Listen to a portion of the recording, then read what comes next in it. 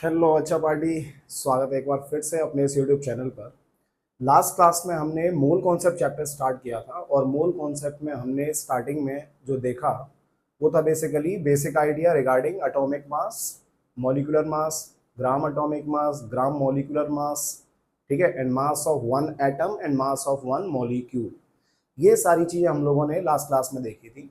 उसके बाद हमने for gases P V is equal to NRT भी देखा था और उस एनआरटी में हम लोगों ने बात की थी कि जो आर होगा हमारे पास वो इस चैप्टर के लिए स्पेशली दो वैल्यूज यूज करेंगे। एक यूज करेंगे 0.0821, ये तब लेना है जब प्रेशर को एटीएम में लेंगे, और एक लेना है 0.0831, ये तब लेना है जब प्रेशर को हम लोग बार में लेंगे। ठीक है, सो हमने जो फॉर्मूले देखे थे नंबर ऑफ मोल्स निकालने के उनको एक बार हम लोग देखते हैं, फिर इसके बाद में आज की क्लास को हम लोग कंटिन्यू करते हैं। सो नंबर ऑफ मोल्स निकालने के फॉर्मूले, पहला जो फॉर्मूला था हमारे पास बेटा वो था number of moles is equals to क्या था यहाँ पे, गिवन मास अपॉन क्या आया था, डिवाइडेड बाय मोलर मास। ठीक है, ये फॉर्मूला आया था। दूसरा फॉर्मूला क्या निकला था हम लोगों का, पीवी इज इक्वल्स टू क्या देखा था, एनआरटी। ये किसके लिए होगा, आइडियल गैसेस के लिए। सही है, ये किसके लिए होगा, आइडियल गैसेस के लिए, जिसमें एन क्या था, नंबर ऑफ मोल्स था। तीसरा जो फॉर्मूला देखा ये था नंबर ऑफ मोल्स, ये बराबर था किसके, नंबर ऑफ, या तो एटम्स होंगे यहाँ पे, हो सकते हैं, होंगे क्या, एटम्स हो सकते हैं, या फिर मॉलिक्यूल्स हो सकते हैं, या फिर आयोन्स हो सकते हैं, कुछ भी हो सकते हैं। यदि इनको डायरेक्ट डिवाइड कर दिया गया किसके द्वारा, एवोगैड्रो नंबर के द्वारा, तो भी हम लोग क्या निकाल सकते हैं, नंबर ऑफ मोल्स निकाल सकते हैं। ठीक है, चौथा फॉर्मूला था बेटा नंबर ऑफ मोल्स का। सो नंबर ऑफ मोल्स का जो अगला फॉर्मूला है वो है number of moles is equals to volume occupied by किसके द्वारा, ऑक्यूपाइड बाय किसके द्वारा, गैस, डिवाइडेड बाय यहाँ पे लेते हैं 22.4। तो आज की क्लास में हम लोग जो शुरुआत करेंगे वो शुरुआत कर लेते हैं इसी के रेस्पेक्ट में, है ना, कि 22.4 आया क्यों। तो ये बेसिकली हमारे क्या हो गए, फॉर्मूले हो गए। और एक चीज और जो इंपॉर्टेंट थी वो मैंने आपको बोला था कि आपको याद रखना है क्या, कि कभी भी आपके पास क्या आ जाए, नंबर ऑफ ग्राम एटम्स, क्या आ जाए, जल्दी बोलो, नंबर ऑफ ग्राम एटम्स, या फिर क्या आ जाए, नंबर ऑफ ग्राम मॉलिक्यूल आ जाए, या फिर क्या आ जाए, नंबर ऑफ ग्राम आयोन्स, अरे कुछ भी आ जाए, ये हमेशा किसके बराबर होगा, मोल के बराबर होगा। जैसे 1 ग्राम एटम आ गया तो 1 मोल, 1 ग्राम मॉलिक्यूल आ गया तो भी 1 मोल, 1 ग्राम आयोन्स आ गया तो भी 1 मोल आयोन हो गए, 2 ग्राम एटम्स आ गया तो 2 मोल हो गए। ऐसे ही जितने भी ग्राम एटम्स होगा वही क्या होगा, उसका नंबर ऑफ मोल्स होगा, चाहे वो मॉलिक्यूल की टर्म में हो, चाहे वो आयोन्स की टर्म में हो, चाहे वो एटम्स की टर्म में हो। डन, ये वो सी चीजें हैं जो हम लोगों ने लास्ट क्लास में कवर कर ली थी। तो आज की क्लास हम लोग स्टार्ट कर रहे हैं सबसे पहले कहाँ से, इन दो चीजों से। मैंने आपको एसटीपी कंडीशन के बारे में और एनटीपी कंडीशन के बारे में लास्ट क्लास में भी बताया था।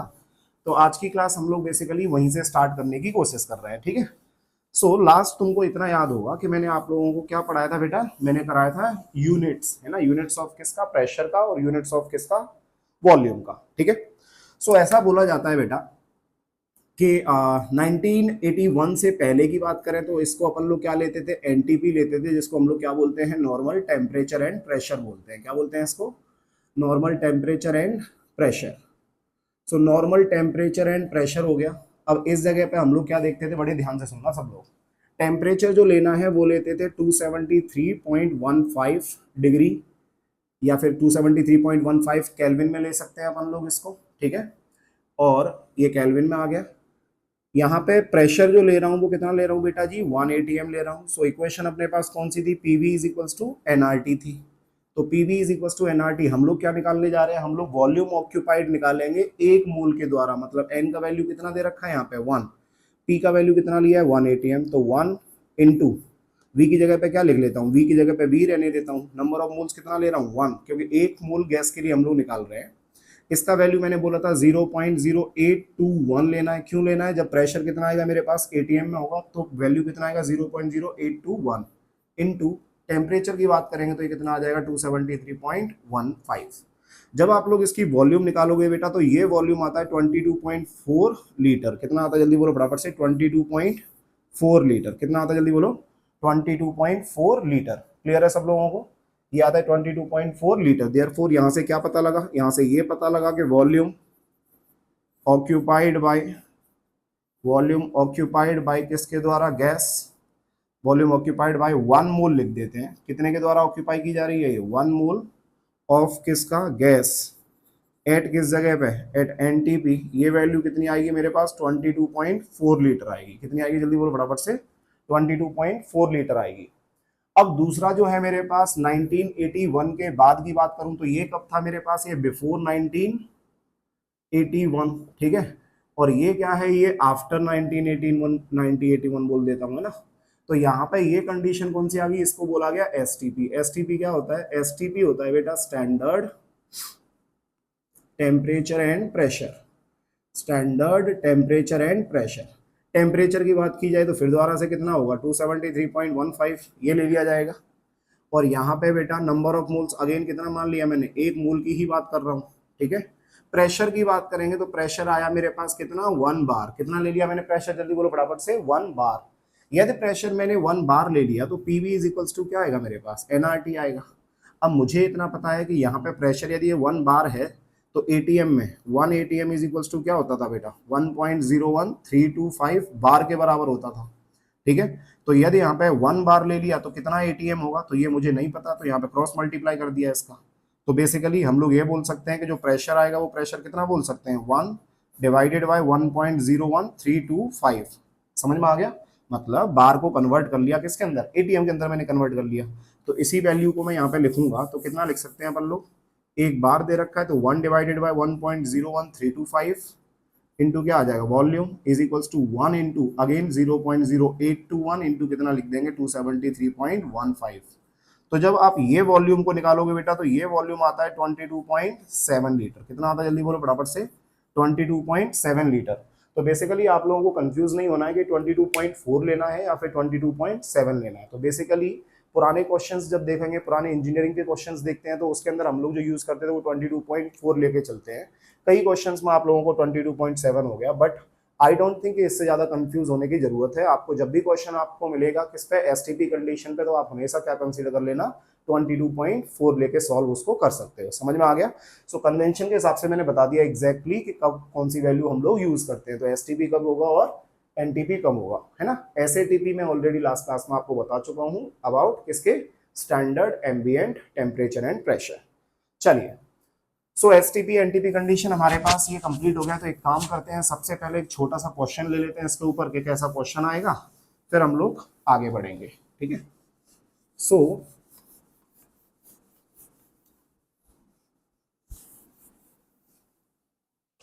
क्वेश्चन है मेरे पास, calculate the volume occupied by H2 gas at STP।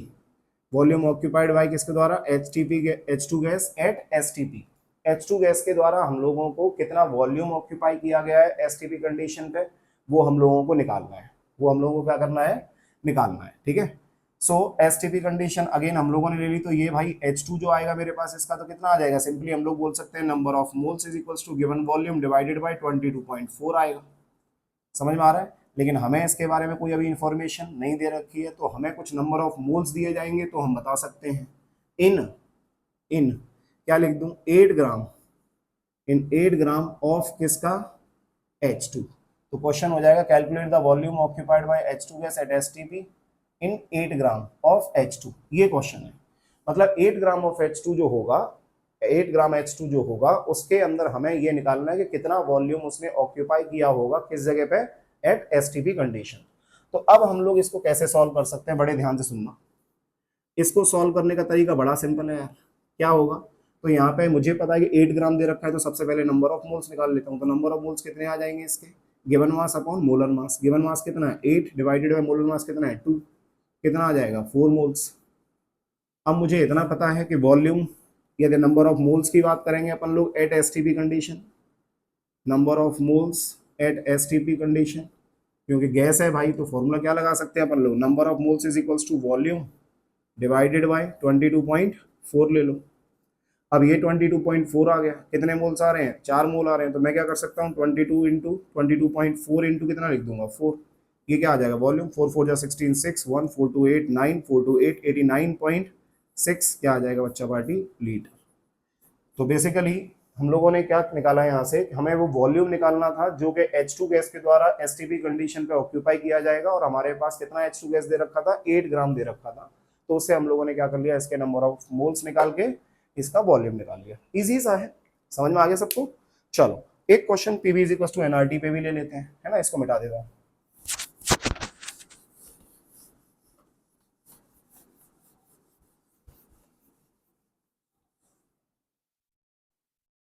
So question कह रहा है calculate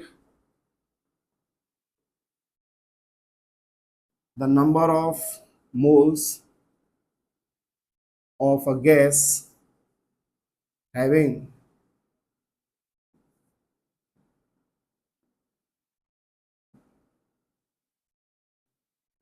2 moles present in a 3-liter container at temperature कितना 273 केल्विन। बड़े ध्यान से सुनना। अब मुझे क्या निकालना है, मुझे निकालना है नंबर ऑफ मोल्स कितने होंगे किसी भी गैस के जब उसके 2 मोल प्रेजेंट हैं एक कंटेनर के अंदर, और उसका जो वॉल्यूम दे रखा है वो वॉल्यूम कितना दिया हुआ है मेरे को 3 लीटर दे रखा है। सो मुझे इतना पता लग गया कि यहाँ पे मेरे पास वॉल्यूम भी दे रखा है और मेरे पास टेम्परेचर भी दे रखा है और मेरे पास नंबर ऑफ मोल्स भी दे रखा है। निकालना क्या है, एक सेकेंड, वॉल्यूम दिया हुआ है, नंबर ऑफ मोल्स दे रखा है, तो यहाँ पे क्या लिख दो, प्रेशर लिख दो, प्रेशर लिख दो, है ना। Calculate the pressure of a gas having 2 moles present in 3 litre container at temperature 273 kelvin. चलो क्वेश्चन चेंज हो गया। तो यहाँ पे अपन लोग फिर दोबारा से क्या लगा सकते हैं, उस गैस के लिए पीवी इज इक्वल टू क्या लगा दूं, एनआरटी लगा दूं। अब PV is equal to NRT लगाऊंगा तो पी की जगह पे क्या लिख दूंगा, पी की जगह पे पी रहने दो, वी की जगह पे कितना आ जाएगा 3 is equal to number of moles कितने हैं 2 इंटू 1/12 लिख देता हूँ, है ना, इजी बनाने के लिए। तो ये कितना हो जाएगा 273, ये कितना आ गया 6, और ये कितना हो जाएगा 18। तो basically P is equal to हो जाएगा 273 डिवाइडेड बाई कितना हो जाएगा 18 हो जाएगा यहाँ पे। अब 18 से डिवाइड कर लो बेटा जी, इसको कितना आ जाएगा 18 से 1 18 आ जाएगा, ये 9 आ जाएगा, है ना, और ये 93, और 18 5 90 हो जाएगा।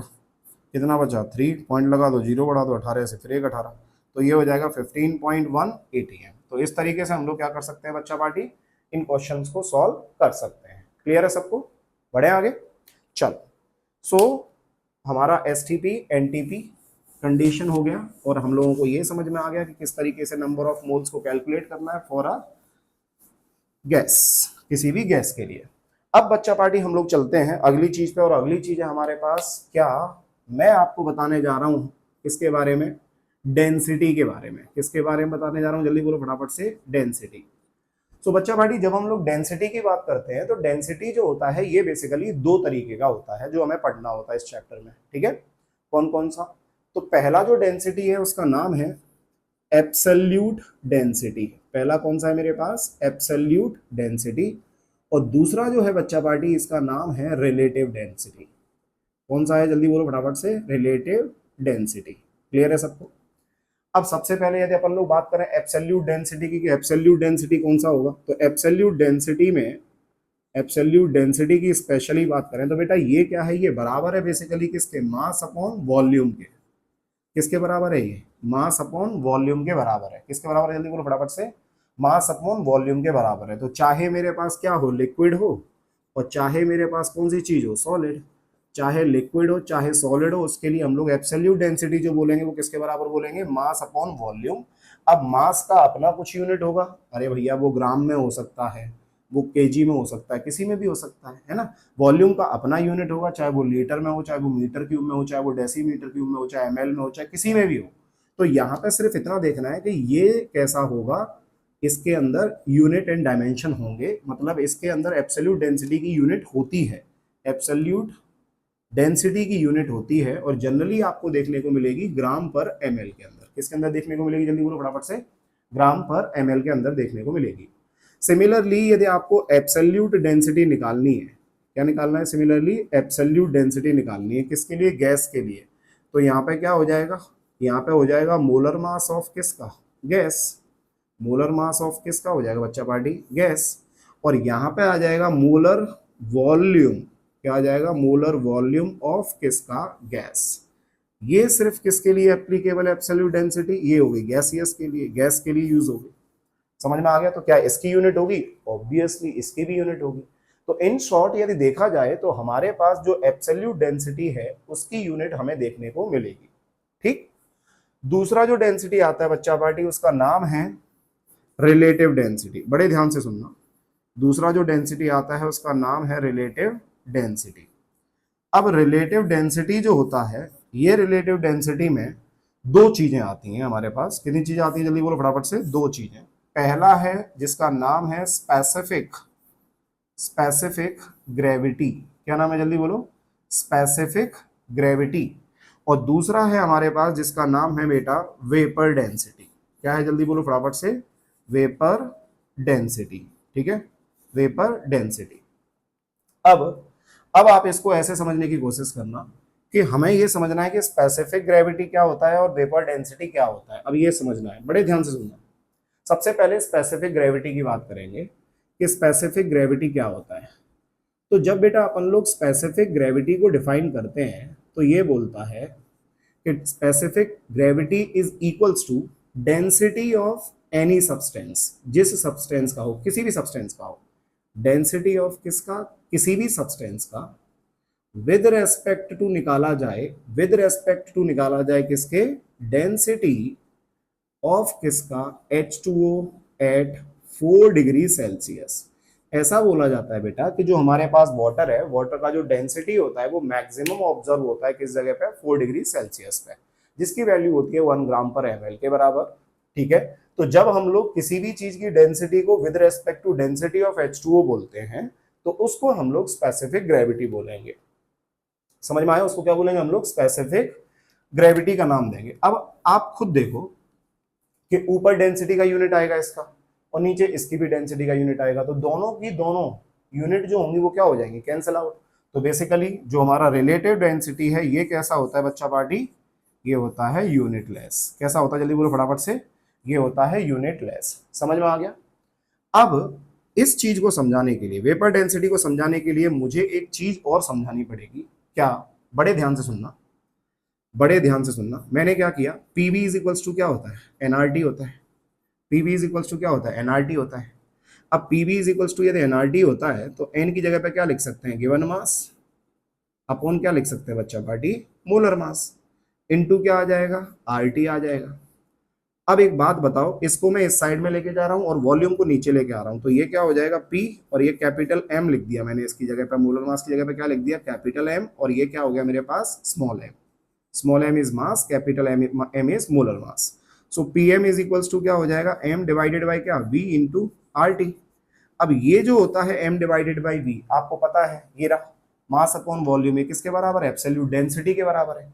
तो यहाँ पे हम लोग क्या बोल सकते हैं बेटा, एक और रिलेशन आ गया आपके पास कि पीएम जो होगा ये किसके बराबर होगा, डी आर टी के बराबर होगा। किसके बराबर होगा, पीएम डी आर टी के बराबर होगा। एम क्या है यहाँ पे, मोलर मास। तो यहाँ पे डेंसिटी का डायरेक्ट एक और फॉर्मूला आ गया, कौन सा, D is equals to, P बोले तो प्रेशर, एम बोले तो मोलर मास, डिवाइडेड बाय क्या हो जाएगा बच्चा पार्टी, आर टी। क्या हो जाएगा, जल्दी बोलो, डिवाइडेड बाय आर टी हो जाएगा। ठीक है। सो अब मुझे क्या करना था, मुझे तो वेपर डेंसिटी समझाना था। तो वेपर डेंसिटी समझाने के लिए मुझे क्या करना पड़ेगा, मुझे इसकी हेल्प की जरूरत है। वेपर डेंसिटी समझाने के लिए मुझे इसकी हेल्प की जरूरत है, इसीलिए मैंने आपको ये वाला चीज समझाया। तो अब मैं बढ़ता हूं आगे।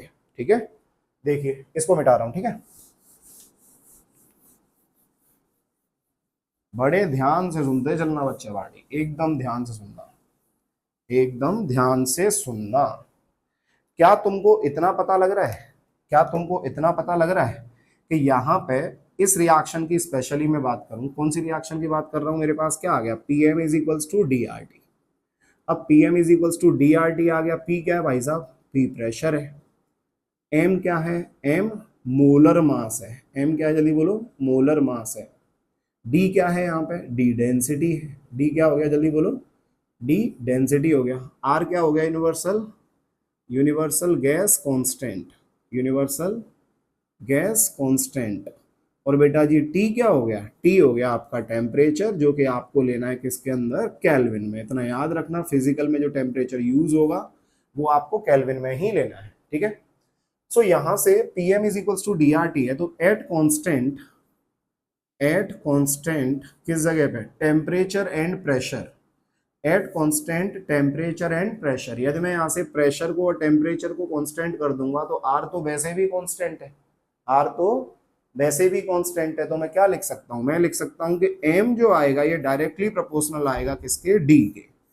एम जो आएगा वो डायरेक्टली प्रोपोर्शनल आएगा किसके, डी के। या फिर ऐसे लिखूं तो क्या लिख सकते हैं, मोलर मास, मोलर मास जो आएगा ये डायरेक्टली प्रोपोर्शनल आएगा किसके, डेंसिटी के, डेंसिटी के, ठीक है। अब मेरा काम यहाँ पे खत्म हो जाएगा। क्या था, मेरे को निकालने जाना था बेटा कौन सा, वेपर डेंसिटी। क्या निकालने जाना था, जल्दी बोलो फटाफट से, वेपर डेंसिटी।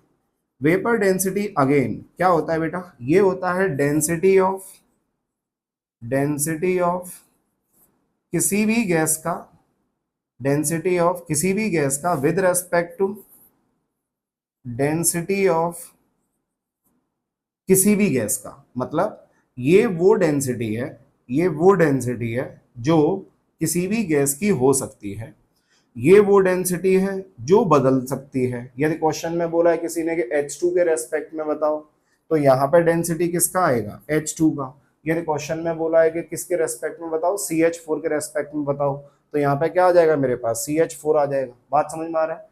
बट यहाँ पे H2 हम लोग इसीलिए ले रहे हैं क्योंकि इसका ये लाइटेस्ट एलिमेंट है, लाइटेस्ट एलिमेंट है, तो इसके रेस्पेक्ट में ही हम लोग किसी की वेपर डेंसिटी को कंपेयर करते हैं। अब डेंसिटी यदि directly proportional to molar mass है तो यहाँ पे क्या आ जाएगा, उसका मोलर मास आ जाएगा।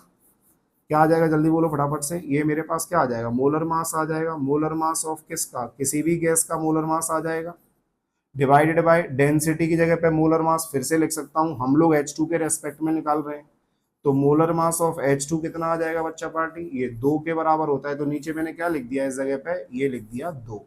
तो वेपर डेंसिटी यहाँ से जो हमारे पास आई, ये बेटा किसके बराबर है, molar mass of gas divided by कितना, 2। तो यहाँ पे क्या लिख दिया मैंने, जस्ट मोलर मास।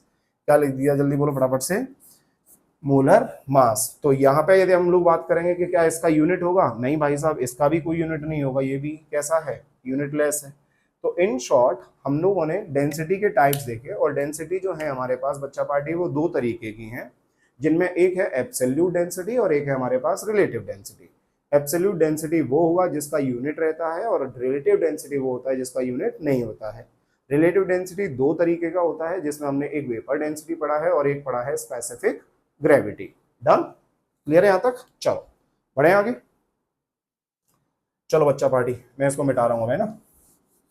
सो इतना होने के बाद, इतना होने के बाद अब मैं आप लोगों को कुछ इंफॉर्मेशन दे रहा हूं। क्यों, क्योंकि अब इसके आगे इस चैप्टर में हमारे न्यूमेरिकल्स जो हैं बेसिकली वो अच्छी तरीके से स्टार्ट हो जाएंगे, ठीक है। बेसिक आइडिया हम लोगों को चैप्टर का लग चुका है, फॉर्मूले भी हम लोगों को मालूम पड़ गया है कि किस तरीके से नंबर ऑफ मोल्स को निकालेंगे। सो अब हम लोग समझेंगे कि किस तरीके के डायरेक्ट हमारे पास कुछ क्वेश्चंस आते हैं। तो बच्चा पार्टी हम लोग अब देखने जा रहे हैं हीटिंग इफेक्ट। क्या देखने जा रहे हैं, जल्दी बोलो फटाफट से, हीटिंग इफेक्ट। अब हीटिंग इफेक्ट क्यों पढ़ाना पड़ रहा है तुम लोगों को, क्योंकि इसके ऊपर कुछ क्वेश्चंस हमें मिलते हैं, हीटिंग इफेक्ट के ऊपर कुछ क्वेश्चंस हम लोगों को मिलते हैं। अब हीटिंग इफेक्ट में देखना किस किस का है, तो एक मुझे देखना है बेटा, सबसे पहले देख रहा हूं मैं कौन सा, कार्बोनेट्स। क्या देख रहा हूं, जल्दी बोलो फटाफट से, कार्बोनेट्स। और कार्बोनेट्स ऑफ किसके, फर्स्ट ए और सेकंड ए के एलिमेंट्स के, फर्स्ट ए और सेकंड ए के एलिमेंट्स के कार्बोनेट्स। तो बड़े ध्यान से सुनना, यहाँ पे मैंने बात की किसकी, लिथियम कार्बोनेट आएगा, अगला कौन आएगा, सोडियम कार्बोनेट आएगा, फिर पोटेशियम कार्बोनेट K2CO3 आएगा, फिर रुबिडियम कार्बोनेट Rb2CO3 आ जाएगा, फिर CS2CO3 आ जाएगा, सीजियम कार्बोनेट, ठीक है। अब ऐसा बोला जाता है कि बेटा जब लिथियम कार्बोनेट को हम लोगों ने क्या किया, हीट किया, लिथियम कार्बोनेट को जब हम लोगों ने क्या किया, हीट किया, तो यहां से हमें मेटल का क्या मिलता है, ऑक्साइड, विच इज Li2O। और साथ में कौन सी गैस रिलीज होती है, CO2 गैस रिलीज होती है। क्या होते हैं जल्दी बोलो फटाफट से, CO2 गैस रिलीज होती है। तो यहाँ पे एक जनरल रिएक्शन की मैं बात करूं तो जनरल रिएक्शन क्या हो सकता है, मेटल के जो कार्बोनेट्स होते हैं बच्चा पार्टी, मेटल के जो कार्बोनेट्स होते हैं यदि इनको हीट किया जाए तो मेटल का क्या बनेगा, मेटल का ऑक्साइड बनेगा, मेटल का ऑक्साइड बनेगा और साथ में कौन सा गैस रिलीज होगा, CO2 गैस रिलीज होगा। ये जनरल रिएक्शन है। ये क्या है जल्दी बोलो फटाफट से, जनरल रिएक्शन है। लेकिन अब इनकी बात की गई, एल्कली मेटल्स के कार्बोनेट जो बाकी के बचे हुए कार्बोनेट्स हैं, इनको क्या किया गया बेटा, ये इनको हीट किया गया। तो इनको हीट करने पे हम लोगों को मेटल का ऑक्साइड नहीं मिलता है, क्योंकि ये कैसे होते हैं, ये थर्मली कैसे हैं, स्टेबल। ये सब कैसे होते हैं जल्दी बोलो फटाफट से, थर्मली स्टेबल। ये थर्मली स्टेबल होते हैं तो इनका डिसोसिएशन नहीं होता है। मैं बार बार कह रहा हूं, इस बात को बड़े ध्यान से सुनना कि जब भी आपके पास क्वेश्चन आए, ऐसे क्वेश्चन किस में आते हैं, मोल कॉन्सेप्ट में आपको मिक्सचर दे देगा। मिक्सचर कैसे दे देगा, मान लो Li2CO3 भी दे दिया, Na2CO3 भी दे दिया। अब आपको ये पता होना चाहिए कि ये नहीं टूटेगा। यदि आपने इधर से भी तोड़ दिया, इधर से भी तोड़ दिया, तो इसका भी CO2 आएगा, इसका भी CO2 आएगा। आप क्या करोगे, दोनों CO2 को ऐड कर दोगे, वो गलत हो जाएगा। क्योंकि जो CO2 होगा वो सिर्फ और सिर्फ Li2CO3 से मिलने वाला है, ना कि इन सब से। समझ में आया। तो यहाँ पे सिर्फ आपका काम इतना है कि हमें ये समझना है कि कौन से कार्बोनेट डिसोसिएट होंगे और कौन से कार्बोनेट डिसोसिएट नहीं होंगे। डन यहाँ तक, ठीक है। अब दूसरे वाले कार्बोनेट्स की बात करें तो दूसरे वाले कार्बोनेट्स में कौन सा आएगा बेटा, तो बेटा बेटा ही आ गया है ना। फिर बेटा मांगे, क्या मांगे, कार मांगे, CaCO3। और सुंदर बाप क्या बोलते थे, सुंदर बाप राजी, तो ये BaCO3 आ गया। तो बेटा जब इसको हीट किया तो ये क्या बना दिया, ये BeO बना दिया, साथ में क्या बन गया, CO2 गैस बन जाएगा। इधर से इसको हीट करेंगे तो क्या बनेगा, ये MgO आ जाएगा। ये मेटल का ऑक्साइड है, ये सब सॉलिड में है ना, ये CO2 गैस रिलीज हो जाएगा। CaCO3 आ गया तो ये क्या बना देगा, ये CaO सॉलिड बना देगा, साथ में CO2 गैस रिलीज हो जाएगा। फिर से क्या हुआ, इसको भी हीट किया तो यहाँ पे क्या बन जाएगा, SRO बन जाएगा, साथ में CO2 गैस रिलीज हो जाएगा। फिर से इसको हीट किया तो क्या बन जाएगा, ये BaO बन जाएगा, साथ में CO2 गैस रिलीज हो जाएगा। समझ में आया। तो CO2 क्या है, मेरे पास गैस है, और ये सब क्या है बच्चा पार्टी, हमारा सब सॉलिड है। क्लियर है, ये भी सब सॉलिड है। डन यहाँ तक। सो ये हो गए हमारे पास कार्बोनेट्स की कहानी। कार्बोनेट्स कौन से, एल्कली मेटल्स और एल्कलाइन अर्थ मेटल। इस चैप्टर में ये क्वेश्चंस पूछता है, इसीलिए मैंने आपको ये करा दिया है। चलो तो एक क्वेश्चन देख लेते हैं, इसके ऊपर कैसा क्वेश्चन आएगा। ठीक है, चलो मिटा दूं इसको। सो क्वेश्चन क्या आ सकता है इसके ऊपर,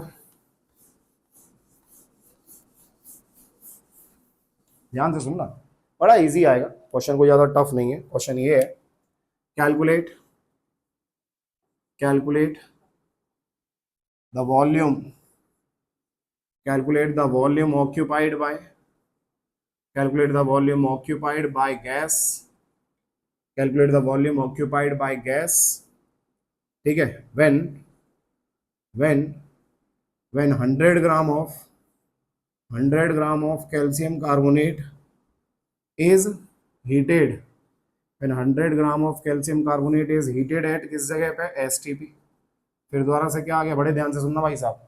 STP कंडीशन पे जब कैल्शियम कार्बोनेट को हमने क्या किया, 100 ग्राम कैल्शियम कार्बोनेट को हीट किया तो कितना वॉल्यूम ऑक्यूपाई होगा, ये क्वेश्चन है। बड़ा सिंपल है बच्चा पार्टी। सबसे पहले क्या काम करना है, मैंने आपको पहले ही बताया, 100 ग्राम दे रखा है, मास दे रखा है, तो इससे नंबर ऑफ मोल्स निकाल लेंगे। तो नंबर ऑफ मोल्स क्या आ जाएगा, given mass upon molar mass. तो मोलर मास ऑफ किसका बेटा, कैल्शियम कार्बोनेट। कैल्शियम का कितना होता है 40, कार्बन का 12 होता है, एक ऑक्सीजन का 16, तो 3 का कितना 48, तो टोटल कितना हो जाएगा ये 100। तो ये 100 आ गया, तो यहाँ पे 100 डिवाइडेड बाई 100 तो कितना आ गया, बेसिकली 1 मोल आ गया। अब मुझे इतना पता है कि number of moles STP condition पे कैसे निकालते हैं, ऊपर आएगा वॉल्यूम ऑफ गैस, ऊपर आएगा volume of gas divided by कितना 22.4, यही लेना है अपन लोगों को 22.4 लीटर। देयरफॉर अब यदि नंबर ऑफ मोल्स 1 है तो 1 हम लोगों ने यहाँ पे पुट कर दिया, तो ये 1 है, इसके साथ मल्टीप्लाई हो जाएगा। Therefore volume occupied bye 100 gram of किसका, 100 gram of calcium carbonate will be. अच्छा एक चीज और, यहाँ पर रिएक्शन जो देखा वो रिएक्शन क्या था मेरे पास, CaCO3, इसको मैंने हीट किया तो ये क्या बनेगा, CaO solid plus CO2 gas. Plus CO2 gas. अब बच्चा पार्टी ये रिएक्शंस आप लोगों को याद होनी चाहिए। सर ये रिएक्शंस बैलेंस्ड कैसे होती हैं? तो फिलहाल तो तुम्हारी किस्मत अच्छी है कि रिएक्शन कैसी ऑलरेडी बैलेंस्ड है, बट ये रिएक्शन जो बैलेंस कैसे होंगी ये सब हम लोग सीखेंगे किसके अंदर? रिडॉक्स रिएक्शंस के अंदर। ये हम सब सीखने वाले हैं किसके अंदर? रिडॉक्स रिएक्शंस के अंदर। तो आपको ज्यादा तकलीफ लेने की जरूरत नहीं है, ठीक है। तो यहाँ से इसका कितना था? 1 मोल आ गया। यदि इसका 1 मोल है बेसिकली, तो इसका भी कितना होगा मेरे पास? ये 1 मोल ही होगा। क्यों क्यों होगा 1 मोल? तो बेटा ये हम लोग बेसिकली देखते हैं इनके स्टोइकियोमेट्रिक कोफिशिएंट से। स्टोइकियोमेट्रिक कोफिशिएंट किसको बोलते हैं? इसके आगे कितना लिखा हुआ है? कुछ नहीं है तो मैंने मान लिया 1। इसके आगे कुछ नहीं है तो मैंने मान लिया 1। इसके आगे कुछ नहीं है तो कितना मान लिया मैंने? 1। तो इसका 1 मोल, इसका कितने मोल बनाएगा? 1 मोल। इसके भी कितने मोल बनाएगा? 1 मोल। तो यहाँ से मैंने इसका 1 मोल रखा और 1 मोल का कितना आ गया मेरे पास? 22.4 लीटर आ गया, ठीक है। चलो अब बढ़ते हैं हम लोग आगे। ये कौन सा चीज था मेरे पास? ये कार्बोनेट्स है। कार्बोनेट्स के बाद में अब हम लोग चलते हैं इनके बाइकार्बोनेट्स पे। किस पे चलते हैं? इनके बाइकार्बोनेट्स। अब ध्यान से सुनना, नेक्स्ट है हीटिंग इफेक्ट में बाइकार्बोनेट। तो बेटा बाइकार्बोनेट्स की यदि अपन लोग बात करें, और किसके बाइकार्बोनेट्स देखने हैं? बाइकार्बोनेट्स ऑफ किसका? First A again second A elements, ठीक है। Bicarbonates of first A and second A elements. तो यहाँ पे बाइकार्बोनेट्स कौन सा होगा? LiHCO3 lithium bicarbonate, sodium bicarbonate, potassium bicarbonate, rubidium bicarbonate and last is caesium bicarbonate. समझ रहे हो बेटा? इनको जब हीट करेंगे तो सबसे पहले जनरल रिएक्शन आपको पता होना चाहिए। जनरल रिएक्शन जो होता है बच्चा पार्टी, किसका? हीटिंग का, ऑफ किसका? Metal bicarbonates. तो मेटल बाइकार्बोनेट्स जो होंगे इनको जब अपन लोग हीट करेंगे बेटा, तो ये क्या बनाते हैं? ये बनाते हैं मेटल का कार्बोनेट बनाएंगे। मेटल का कार्बोनेट बना के थोड़ा सा जल बनाएंगे और थोड़ा सा जल बना के CO2 गैस रिलीज कर देंगे। ये इनका जनरल रिएक्शन होता है, ठीक है। सो यदि मेटल का बाइकार्बोनेट आ गया तो यहाँ पे क्या बनने वाला है? यहाँ पे बनने वाला है Li2CO3 बनेगा, समझे। साथ में क्या आ जाएगा? H2O आ जाएगा, साथ में क्या आ जाएगा? CO2। तो यदि रिएक्शन को बैलेंस करूँ तो यहाँ पे 2 डाल सकता हूँ। हाइड्रोजन 2 है, हाइड्रोजन 2 है, लिथियम 2 है, लिथियम 2 है, कार्बन 2 है, कार्बन 2 है, ऑक्सीजन 6 है, तो 3 2 5 6। रिएक्शन एकदम बैलेंस्ड है। इसको हीट करेंगे तो फिर दोबारा से कितना चाहिए? सबके आगे 2 ही चाहिए मेरे को, सबके आगे 2 चाहिए। तो ये क्या बना देगा? ये सोडियम कार्बोनेट बना देगा। तो सर इनकी थर्मल थर्मल स्टेबिलिटी ज़्यादा नहीं होती है? नहीं बेटा, जब इनको हीट करते हैं तो ये सारे के सारे टूट जाते हैं। सारे के सारे टूट जाते हैं किसमें? Metal carbonate plus H2O plus CO2 plus CO2। इधर से इसको गर्म करोगे तो क्या हो जाएगा? Rb2CO3 प्लस क्या आ जाएगा? H2O प्लस क्या आ जाएगा? CO2। सिमिलरली इसको भी हीट किया तो ये क्या बना देगा? CS2CO3 प्लस क्या आ जाएगा? H2O प्लस क्या आ जाएगा? CO2। Similarly alkaline earth metal की बात करेंगे अपन लोग तो वहां पे क्या आ सकता है बेटा? अब बेरिलियम के बाइकार्बोनेट की बात करेंगे तो भैया क्या लिखना पड़ेगा? HCO3 का कितना लेना पड़ेगा? होल ट्वाइस, ये लेना पड़ेगा। क्यों? क्योंकि HCO3 पे एक माइनस चार्ज है और B पे कितना चार्ज होगा? +2। तो यहाँ पे क्या बन जाएगा? BeCO3 बन जाएगा और BeCO3 के साथ में क्या बन जाएगा? H2O प्लस साथ में क्या आ जाएगा? CO2। ऐसे ही बेटा मांगे आ गया मैग्नीशियम बाइकार्बोनेट। सो मैग्नीशियम बाइकार्बोनेट को फिर से सबको क्या कर रहे हैं? हीट कर रहे हैं ना। सबको क्या कर रहे हैं? हीट कर रहे हैं। तो ये मैग्नीशियम कार्बोनेट बना देगा, साथ में क्या आ जाएगा? H2O आ जाएगा प्लस CO2 आ जाएगा। अगला ऐसे ही और बात करें अपन लोग, कौन सा? तो यहाँ पे बेटा मांगे क्या आ जाएगा? कार सुंदर बाप, है ना। तो ये क्या ले लेंगे? इसका HCO3 होल ट्वाइस, इसका भी क्या ले लिया? HCO3 होल ट्वाइस और इसका भी क्या ले लिया? HCO3 whole twice. तो बेटा जी इसकी थर्मल स्टेबिलिटी के बारे में आइडिया वगैरह वगैरह तुम्हें ज्यादा टेंशन नहीं लेना है। क्यों? क्योंकि ये सब मैं केमिकल बॉन्डिंग में बताऊंगा आपको कि किसका थर्मल स्टेबिलिटी ज्यादा है, किसका थर्मल स्टेबिलिटी कम है। तो ये क्या बन जाएगा? CaCO3। तो ये रिएक्शन जस्ट इसी चैप्टर के लिए याद रखनी है आपको, इसीलिए मैं करा रहा हूँ। क्योंकि डायरेक्ट क्वेश्चन आ जाते हैं फिर हम सोचते हैं कि हमने तो पढ़ा ही नहीं ये चीज़, तो करें कैसे? तो छोड़ना नहीं है भाई साहब, है ना। ये O2 नहीं है, CO2 है। ये भी CO2 है। इधर क्या बन जाएगा? BaCO3 बन जाएगा, साथ में क्या आ जाएगा बच्चा पार्टी? H2O आ जाएगा और साथ में क्या आ जाएगा बच्चा पार्टी? CO2 आ जाएगा। क्लियर हुआ सब लोगों को? ठीक है। सो ये हो गए हमारे पास कौन सी चीज है, हीटिंग इफेक्ट हो गए किसके, कार्बोनेट्स एंड बाइकार्बोनेट्स ऑफ किसके, alkali and alkaline earth metal. तो इनके ऊपर क्वेश्चन कैसा आता है ये ऑलरेडी मैं आप लोगों को बता चुका हूं। ठीक है, आगे बढ़े, चलो। अच्छा, एक क्वेश्चन और कैसा उल्टा क्वेश्चन ले लेते हैं। उल्टा कैसे, रुको अभी देता हूं मैं तुम लोगों को, रुक जाओ देता हूं। क्वेश्चन आ गया, जैसे मान लो calculate calculate calculate the amount of calcium carbonate required. Calculate the amount of calcium carbonate required to produce 5 liter of किसका, 5 लीटर ऑफ किसका, CO2 एट किस जगह पे, STP। ध्यान देना सब लोग। तो क्वेश्चन मेरे पास है, क्वेश्चन मेरे पास ये है ना। अब इसका आंसर कैसे निकालना है, तो ये बोल रहा है कि हमें कितना कैल्शियम कार्बोनेट का मास की रिक्वायरमेंट होगी जिससे एसटीपी कंडीशन पे इस कैल्शियम कार्बोनेट से जो गैस निकल रही है उसका वॉल्यूम कितना है, मेरे पास 5 लीटर ऑक्यूपाई हो रहा है। मुझे क्या करना है, कुछ नहीं करना, सब इजी है। करना क्या है, सिंपल एक काम कर लेना है। पहले रिएक्शन लिख लेता हूं। तो रिएक्शन क्या आएगा, CaCO3, इसको मैंने हीट किया, क्या बना देगा, CaO सॉलिड बना देगा, साथ में CO2 गैस आ जाएगा। अब ये CO2 का एसटीपी कंडीशन पे कितना दिया बच्चा पार्टी, 5 लीटर। तो क्या मैं number of moles of CO2 निकाल सकता हूँ, हाँ कैसे, 5 डिवाइडेड बाई 22.4, ये आ जाएगा। 5 डिवाइडेड बाई 22.4 आ जाएगा। क्या ये रिएक्शन बैलेंस्ड है, बिल्कुल बैलेंस्ड है, बिल्कुल बैलेंस्ड है। तो इसके जो आगे लिखा हुआ है, इसके आगे क्या, दोनों के आगे 1 1 है, यस। तो इसके मूल और इसके मूल, दोनों के मूल कैसे होंगे, सेम होंगे। तो इसके भी मूल कितने रहने चाहिए, सेम ही रहने चाहिए, which is n divided by 22.4, n divided by 22.4 which is 5 divided by 22.4। लेकिन हमें क्या निकालना है, हमें अमाउंट निकालना है, मास निकालना है, मोल नहीं निकालना है। तो ये क्या करना है, ये जो आ रहा है ये मोल आ रहा है, यदि इस मोल को हम लोग इसके मोलर मास के साथ मल्टीप्लाई कर देंगे तो क्या आ जाएगा बच्चा पार्टी, मास आ जाएगा।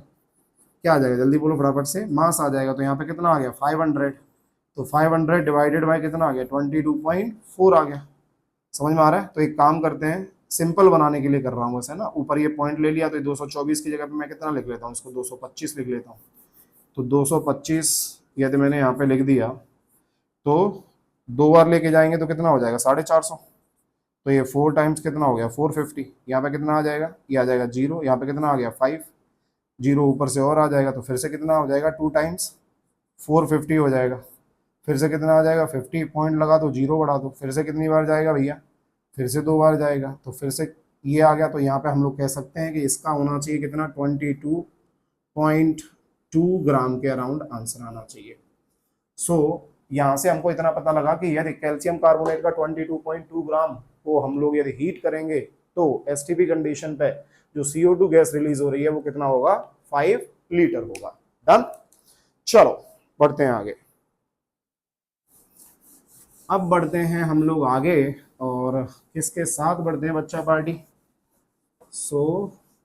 स्टोइक्योमेट्री की बात करेंगे। अब हम लोग किसकी बात करेंगे, स्टोइक्योमेट्री की, है ना। स्टोइक्योमेट्री, बड़े ध्यान से सुनना।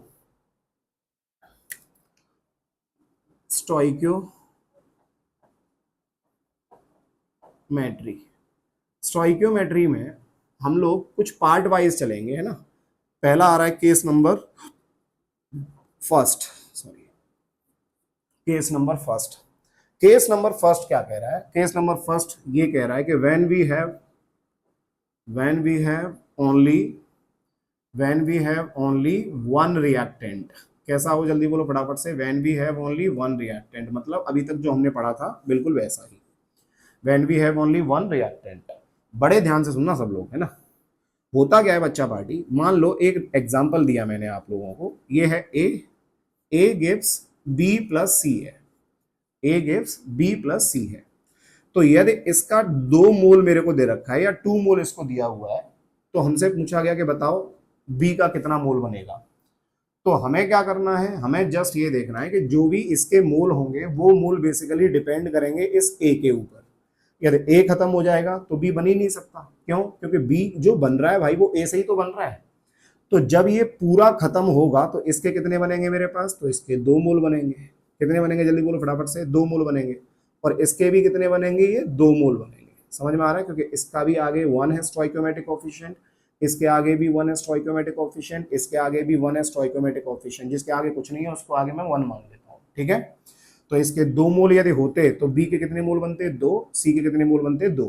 कोई बात नहीं। और एग्जाम्पल देखो, मान लो इस बार मैंने 3a लिख दिया और यहाँ पे 2b लिख दिया प्लस 4c लिख दिया। अब समझ में आ जाएगा, बड़े ध्यान से सुनना। इसके मान लो कितने मोल हैं इनिशियली? 6 मोल हैं। इसके इनिशियली यदि 6 मोल है तो किसी ने हमसे पूछा कि बताओ बी के मोल कितने बनेंगे। मुझे क्या करना है? मुझे सिर्फ एक काम करना है। बच्चा पार्टी हर एक किताब में अलग तरीके से समझाया जाता है, सब लोग अलग तरीके से समझाते हैं। मेरा तरीका बड़ा सिंपल है। क्या? जिसके भी मोल निकालने हैं उसका स्टोइकोमेट्रिक कोफिशिएंट देखो कितना है। तो मैंने देख लिया कि कितना है, 2 है, तो 2 लिख दिया। ठीक है, डिवाइडेड बाय जिससे नंबर ऑफ मोल्स निकालने हैं, किसके रेस्पेक्ट में निकालने हैं? ए के रेस्पेक्ट में। तो ए के रेस्पेक्ट में निकालने हैं तो उसका स्टोइकोमेट्रिक कोफिशिएंट से डिवाइड कर दो। कितना हो गया? 2/3 इनटू कितने मोल्स थे? 6। तो यहाँ पे 6 लिख दो। तो ये कितना आ जाएगा? 3 2 जा 6। तो इसके कितने बनेंगे? 4। मतलब ये हुआ कि 3a जो होगा वो 2b प्लस 4c दे रहा है। यदि इसके 6 मोल है तो इसके टोटल मोल कितने होंगे? 4। अच्छा, तो 4c के कितने आएंगे? तो फिर दोबारा से इसका स्टोइकोमेट्रिक कोफिशिएंट कितना है? 4 है, डिवाइडेड बाय इसका कितना है? 3 है, इनटू कितना है? नंबर ऑफ मोल 6 थे। तो ये 3 2 जा 6 और ये 4 2 जा 8 मोल हो जाएगा। समझ में आ रहा है सब लोगों को? जल्दी बोलो, क्लियर है? चलो और एग्जाम्पल लो, और एग्जाम्पल लो। मान लो मेरे पास एक एग्जाम्पल आ गया, 2NH3 gives N2 plus 3H2। ये आ गया 2NH3 gives N2 plus 3H2। किसी ने बोला कि इसके मान लो 15 मोल्स हैं। मेरे पास कितने मोल्स हैं? इसके 15 मोल्स हैं। तो बताओ N2 के कितने मोल होंगे? फिर दोबारा से क्या करना है? इसके आगे स्टोइकोमेट्रिक कोफिशिएंट 1 डिवाइडेड बाय इसके नीचे कितना है? ये 2 आ जाएगा। इसका स्टोइकोमेट्रिक कोफिशिएंट इनटू कितने मोल हैं? 15। तो जब इसको सॉल्व करेंगे तो कितना आ जाएगा? 7.5। तो N2 के कितने मोल बनेंगे? जल्दी बोलो फटाफट से। 7.5। इसको हम बोलेंगे कैसे या समझाएंगे कैसे? तो हम लोग बोलेंगे कि जब 15 मोल्स ऑफ NH3 को हम लोगों ने क्या किया? डिसोसिएट किया या तोड़ा, तो ये बेसिकली 1 मोल ऑफ N2 और 3 मोल ऑफ H2 में टूटेगा। ठीक है, 1 मोल ऑफ किसका? N2 और 3 मोल ऑफ H2। ये तो 2 मोल ले रखे हैं ना, इनको छोड़ दो, अभी इनके रेस्पेक्ट में डिफाइन कर रहा हूं। जब 2 मोल ऑफ NH3 को गर्म करेंगे या तोड़ेंगे तो ये 1 मोल N2 बनाएगा, 3 मोल ऑफ H2 बनाएगा। ये कब की बात थी? जब 2 मोल की बात थी। लेकिन यदि 15 होता तो कितना होता? तो भाई 1 नहीं आएगा ना। तो फिर कितना आएगा? 1 डिवाइडेड बाई 2 इंटू 15, ये 7.5। तो ऐसे ही इसका भी निकाल सकते हैं। बिल्कुल, कितना आएगा? आगे कितना है? 3। 3 डिवाइडेड बाई कितना है? नीचे 2 इंटू कितना है बच्चा पार्टी? 15। ये हो गया। समझ में आ रहा है? सो 2 से फिर से कितना हो गया? 7.5। इसको इसके साथ देखेंगे तो 3 5 15, 5 1 30 7 21 और 1 22, 22.5 मोल्स हो जाएगा। क्लियर है सबको? चलो इसको एक क्वेश्चन के टर्म्स में देखने की कोशिश करते हैं ना, क्वेश्चन के टर्म्स में देखने की कोशिश करते हैं। अब इसको मिटा देता हूं। ठीक है, चलो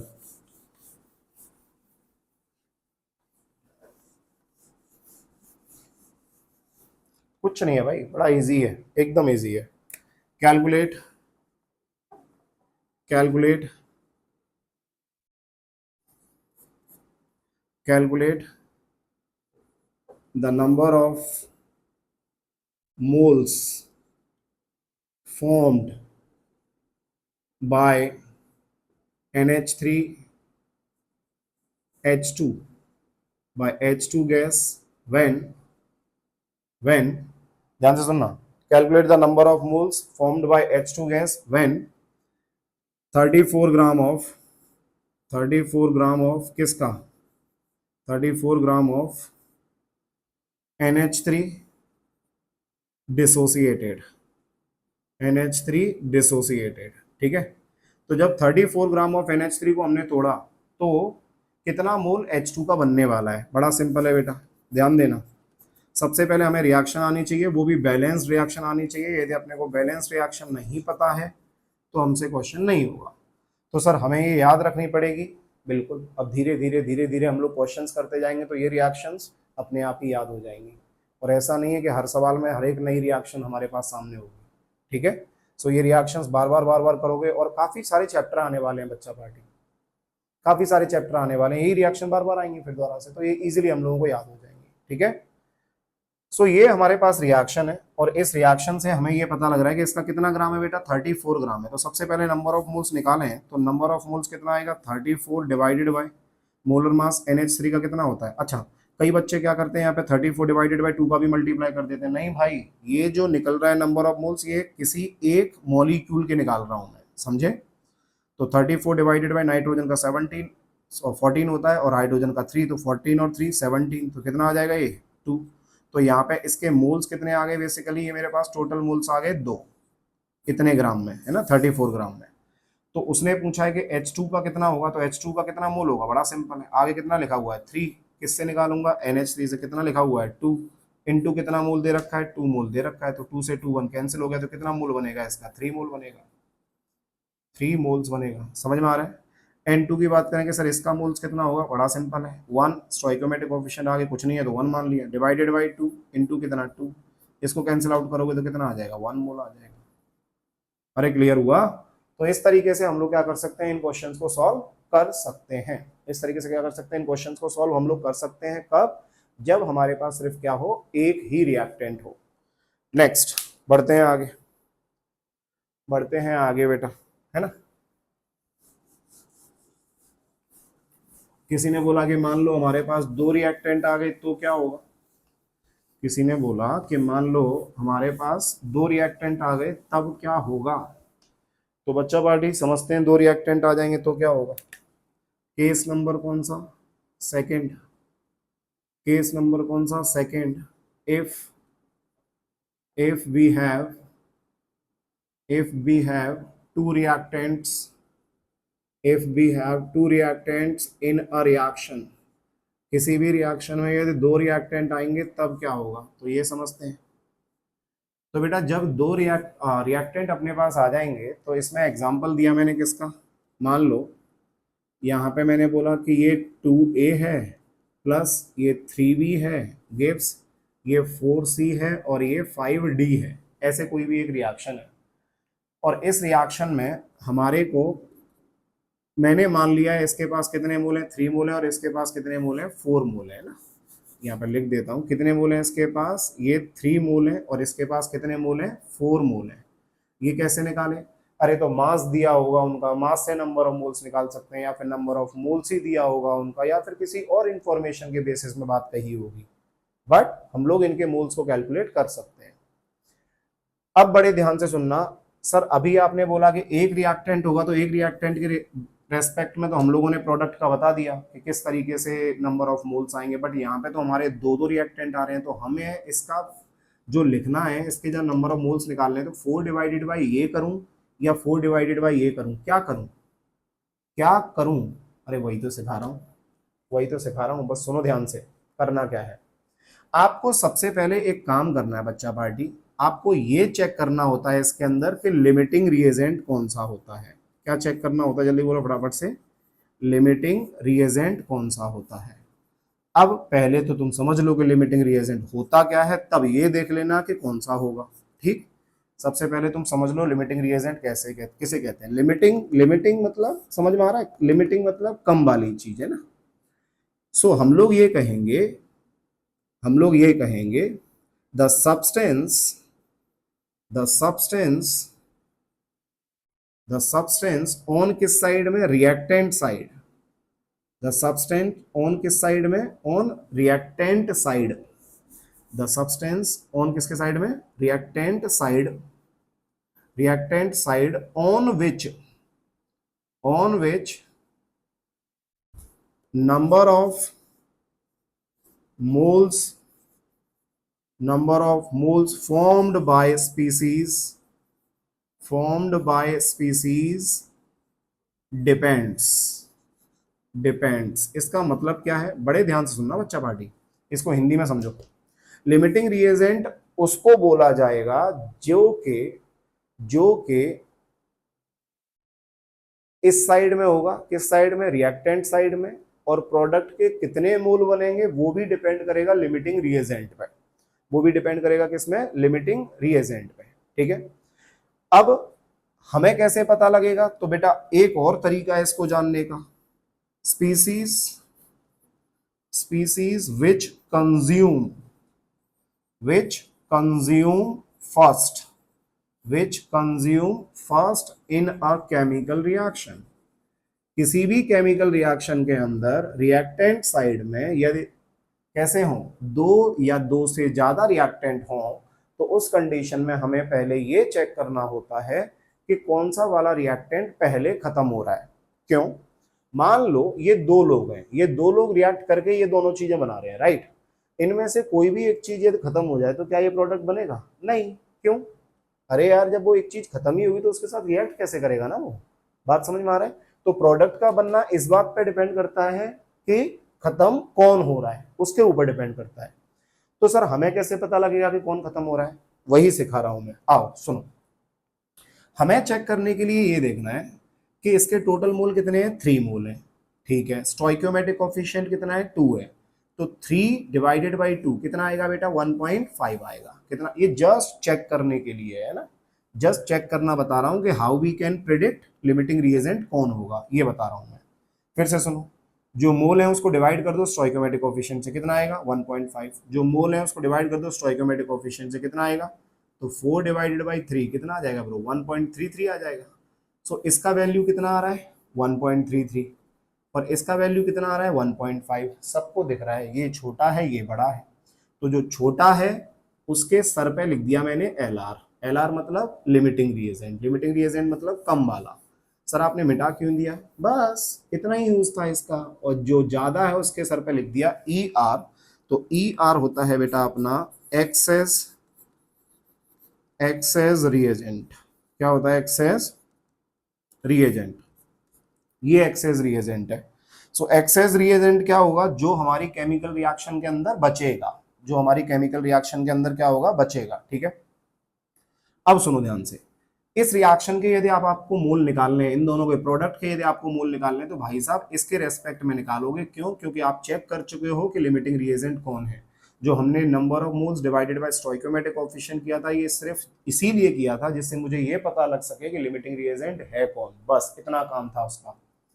अब मैं क्या करूं, अब जैसा करते आए हो वही करना है। इसके मोल निकालने हैं, तो स्टोइकोमेट्रिक कोएफिशिएंट कितना है 4 डिवाइडेड बाय, किससे निकालूंगा, लिमिटिंग रिएजेंट से, भूलना नहीं, लिमिटिंग रिएजेंट खत्म होगा सबसे पहले और उसी के रेस्पेक्ट में मोल निकलते हैं। तो 4 डिवाइडेड बाय कितना आ जाएगा 3, इंटू क्या हो जाएगा 4 हो जाएगा। तो यहाँ से कितना आएगा बेटा 16 डिवाइडेड बाय 3 मोल, खत्म, आ गया आंसर, यही आंसर है सी का। डी के लिए कितना आ जाएगा 5 डिवाइडेड बाय कितना लिख दूं इसके आगे, स्टोइकोमेट्रिक कोएफिशिएंट 3 आ गया, इंटू कितने मोल है इसके 4 है, तो 5 4 जा 20, 20 डिवाइडेड बाई 3, इसका ये आंसर आ गया। अगला आंसर सुनना बड़े ध्यान से, इसके पास मोल कितने हैं 3 मोल है। यदि एक्सेस में है तो कुछ तो बचेगा ना यार, कुछ तो बचेगा ना, तो कितना बचेगा सुनना ध्यान से। 3 तो पहले से थे इसके पास, तो 3 का तो 3 एज इट इज मैंने छोड़ दिया, इसमें से घटेगा कितना, अब सुनना, ये लिमिटिंग रिएजेंट है, तो इसका मोल यदि 3 मोल मेरे को नहीं पता होता, इस 3 मोल को मैं उठा के इस साइड में लिख देता हूँ, है ना, ये 3 मोल यहाँ पे लिख दिया मैंने, मुझे नहीं पता कि यहाँ पे अभी कितना मोल है, तो कैसे निकालूंगा, इसी के रेस्पेक्ट में निकालना पड़ेगा। कैसे, तो 2 आएगा ऊपर डिवाइडेड बाय 3 आ गया नीचे, इंटू कितना आ जाएगा 4 मोल, तो इसके हिसाब से कितना होना चाहिए 8/3 होना चाहिए। सो 8/3 होना चाहिए। यदि ये पूरा खत्म होगा तो इसका कितना बचेगा, तो पहले से कितना था 3, और 8/3 खत्म हो जाएगा, तो बच्चा पार्टी इसका कितना आ जाएगा 3 3 जा 9, 1/3 इज द आंसर। मतलब ये पूरा खत्म, ये पूरा खत्म, इसका कुछ नहीं बचेगा। इसका कितना बनेगा 16/3, इसका कितना बनेगा 20/3, इसका कितना बनेगा 1/3। ये कहानी होती है बेटा limiting reagent and access reagent की। क्वेश्चन और देखते हैं अपन लोग, ठीक है, चलो बढ़ते हैं आगे। मिटा दूं इसको, समझिए।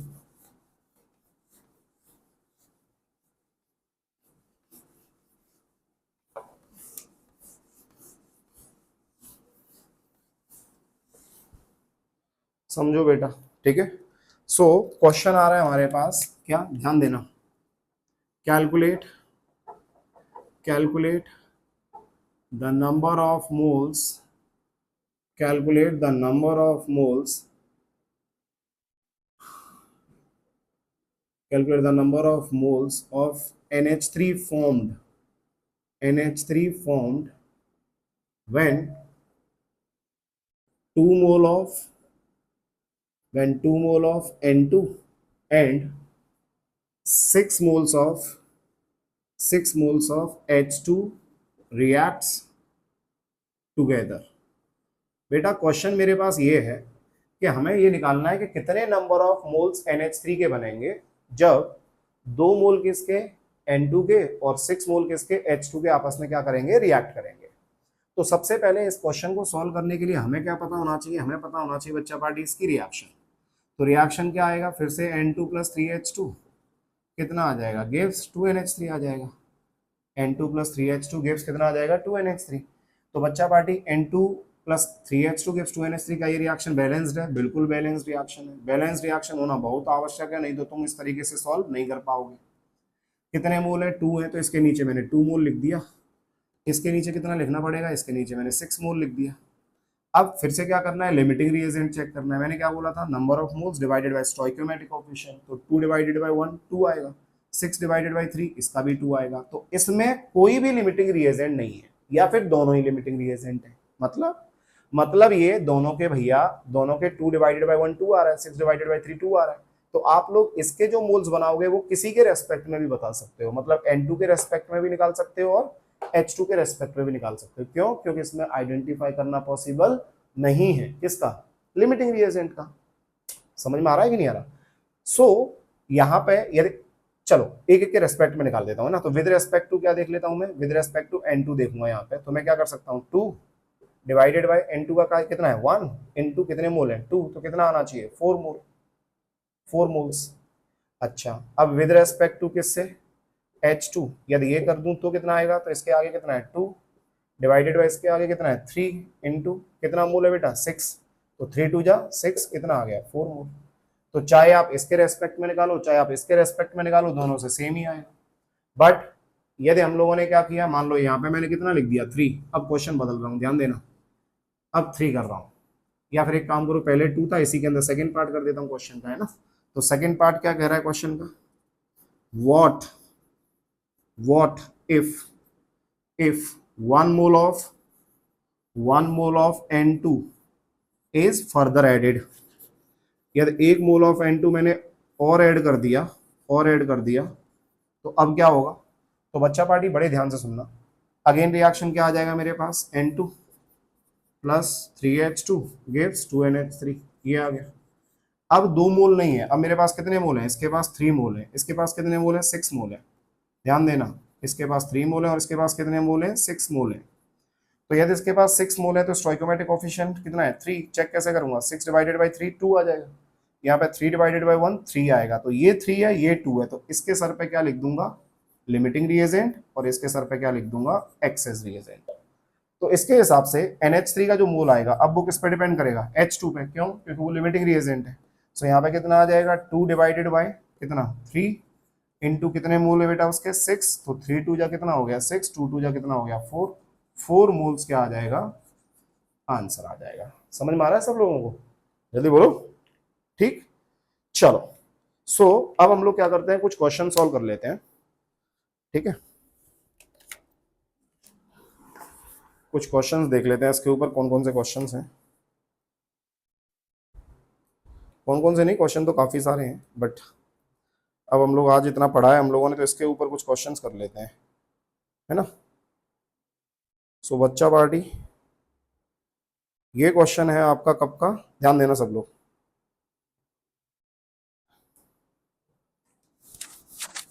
अच्छा, इस क्वेश्चन को जो मैं अभी कराने वाला हूं, उस क्वेश्चन को करने के लिए एक चीज हमें और पता होनी चाहिए।